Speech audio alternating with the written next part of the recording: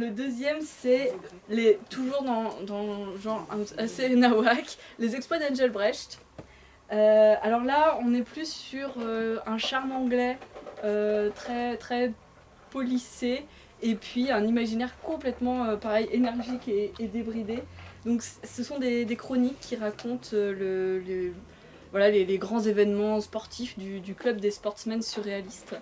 Donc c'est un club de sportsmen, donc on imagine très anglais, avec dans mon imaginaire c'est des gens dans des fauteuils cuir qui boivent du whisky et fument des cigares. Sauf que c'est du sport, ça donne du sport et loisir, mais surréaliste. Donc on a le golf surréaliste qui se joue donc tout autour du monde, et quand on part pour une partie de golf surréaliste, ça dure 1 an. On part avec les caddies, le psychiatre, le charmeur de serpents et tout le Bataclan, et c'est compliqué. Il y a le rugby qui se joue contre les martiens. Alors je vous parlerai pas trop du rugby, mais on a toute la composition de l'équipe. Attendez, je la retrouve.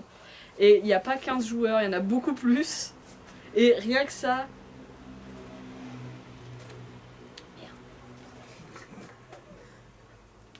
Je vais y arriver.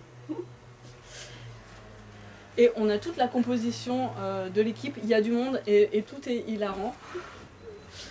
On a un bal trap de sorcières. La boxe surréaliste, donc Engelbrecht, c'est un boxeur surréaliste nain. Donc la boxe surréaliste, ça oppose des nains à des horloges.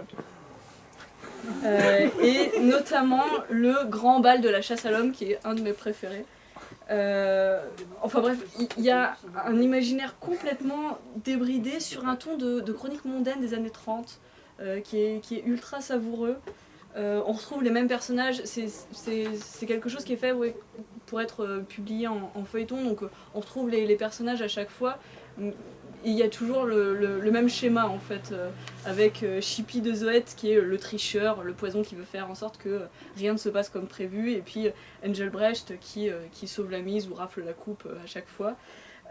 Et toujours en fond, il y a Salvador Dali et son petit cabinet anthropomorphique qui est toujours en arrière-plan, mais qu'on ne sait pas toujours ce qu'il fait là, notamment sur le terrain de rugby. Et toute une farandole de sorcières, de choses, d'entités bizarres qui composent le club des sportsmen surréalistes. Ces exploits-là sont recommandés par Ballard et Moorcock, ce qui, je pense, aura plus de poids que tout ce que je viens de dire, qui ont adoré Richardson et ses exploits d'Engelbrecht.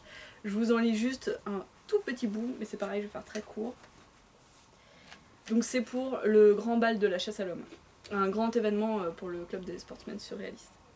Le bruit courait que cette fois le gibier était tout à fait exceptionnel, et lorsque Lyd se mit debout, il était rayonnant.